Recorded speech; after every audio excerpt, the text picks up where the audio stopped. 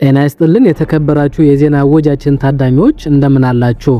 የአሜሪካ የፖለቲካ መድረክ ዳግም በከፍተኛ የደህንነት ቀውስ ተውጧል። የዛሬው ልዩ ትንታኔያችን የዓለም አቀፉን ማህበረሰብ ትኩረት በሳበውና በዋሽንግተን ዲሲ እምብርት በተፈጸመው አስደንጋጭ ክስተት ላይ ያተኩራል። በተለይም በፕሬዝዳንት ዶናልድ ትራምፕ ላይ የተቃጣው አዲስ የጥቃት ሙከራ ሀገሪቱ ምን ያህል ወደ ከፋ የፖለቲካ ጽንፈኝነት እያመራች መሆኑን የሚያሳይ ማሳያ ነው። እስከ ፍጻሜው ድረስ አብራችሁን ቆዩ። ተመልካቾቻችን ቻናላችንን ሰብስክራይብ በማድረግ ቤተሰብ ይሁኑ። ሐሳባችሁን ኮሜንት ላይ ጻፉልን። ስለተከታተላችሁን እናመሰግናለን። ዕለቱ አፕሪል 25 ምሽት፣ ስፍራው ደግሞ ታሪካዊ የዋሽንግተን ሂልተን ሆቴል ነበር። የዋይት ሃውስ የጋዜጠኞች ማህበር ዓመታዊ ዝግጅቱን በከፍተኛ ድምቀት እያስተናገደ ይገኛል። የክብሩ እንግዳ የሆኑት ፕሬዝዳንት ዶናልድ ትራምፕ ከባለቤታቸው ሜላኒያ እና ከፕሬስ ኃላፊዋ ካሮላይን ሌቪት ጋር በመድረኩ ላይ ተሰይመዋል። የነበረው የተረጋጋና የሰከነ ድባብ ግን በቅስፈት በተሰማው አስፈሪ የተኩስ እሩምታ ወደ ከባድ ሁከት ተቀይሯል። በዚህም ምክንያት በስፍራው የታደሙ ከ2600 በላይ እንግዶች ራሳቸውን ከአደጋ ለማዳን ከጠረጴዛ ስር ሲደበቁ፣ ታላቁ አዳራሽ በከፍተኛ ፍርሃት ተውጦ ነበር። የምግብ አቅራቢዎች ንብረቶቻቸውን ጥለው ሲሸሹ፣ እንግዶች ደግሞ በድንጋጤ ሲተራመሱ መመልከት የተለመደውን የዲፕሎማሲ መድረክ ወደ ጦር ሜዳ የቀየረ አሳዛኝ ትዕይንትን ፈጥሮ አልፏል።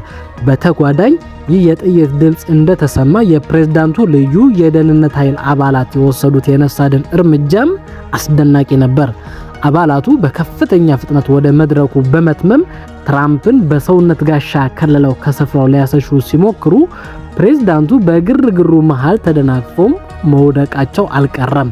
ምንም እንኳን ይህ ቢከሰትም ጠባቂዎቹ ወዲያውኑ በማንሳት ከአደጋው ቀጠና በሰላም አውጥቷቸዋል። በዚሁ ኦፕሬሽን ምክትል ፕሬዝዳንት ጄዲ ቫንስን ጨምሮ ሌሎች ከፍተኛ የመንግስት የሥራ ኃላፊዎችም ያለምንም የህይወት ጉዳት ከስፍራው ሊርቁ ችለዋል። ከዚህ ክስተት ጀርባ ያለው አነጣጣሪ ማንነት ሲጣራ በርካታ አደገኛ የጦር መሳሪያዎችን በመታጠቅ የደህንነት ኬላዎችን ጥሶ የገባ ግለሰብ መሆኑም ተረጋግጧል።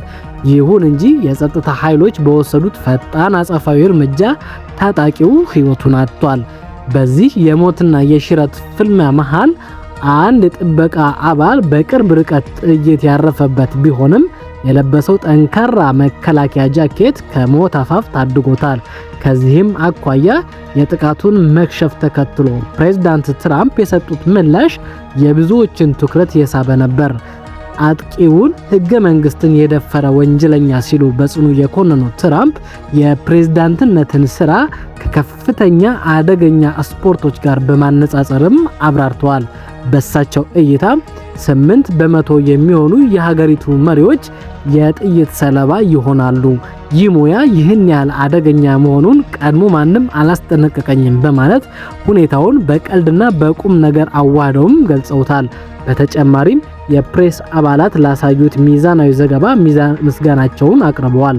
የተቋረጠው ይህ ትልቅ ዝግጅት በ30 ቀናት ውስጥ በላቀ ደረጃ ዳግም እንደሚካሄድም አረጋግጠዋል። ከዚህም ባሻገር ክስተቱ የተፈጸመበት ስፍራ የራሱ የሆነ ጥልቅ ታሪካዊ ትዝታም አለው። እንደሚታወሰው እንደ አውሮፓውያን አቆጣጠር በ1981 ዓመተ ምህረት በቀድሞው የአሜሪካ ፕሬዝዳንት ሮናልድ ሬገን ላይ ተመሳሳይ የግድያ ሙከራ የተካሄደው ልክ በዚሁ በዋሽንግተን ሂልተን ሆቴል ውስጥ ነበር። ይህ አጋጣሚ ታሪክ ራሱን ይደግማል የሚለውን ብሂል በአሜሪካውያን አእምሮ ውስጥ ዳግም እውን አድርጎታል። በተጨማሪም ይህ ጥቃት የትራምፕ የፖለቲካ ጉዞ ምን ያህል ፈታኝ እና በስጋት የተሞላ እንደሆነ የሚያሳይ ተጨማሪም ማረጋገጫ ነው። በተለይም በውጭ ጉዳይ ፖሊሲያቸው ዙሪያ ከኢራን ጋር የተፈጠረው ውጥረት እንዲሁም ጥብቅ የሆኑት የጸረ ስደተኛ ህጎቻቸው በአሜሪካ ውስጥ የፈጠሩት ጥልቅ የፖለቲካ ልዩነት መኖሩን አያጠራጥርም።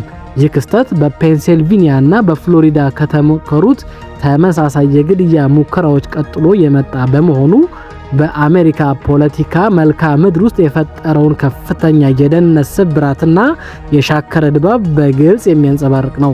ክቡራትና ክቡራን በዛሬው የዜና ትንታኔያችን የዋሽንግተን ዲሲውን ያልተጠበቀ ክስተትና ፖለቲካዊ አንድምታዎች በሰፊው ዳሰናል።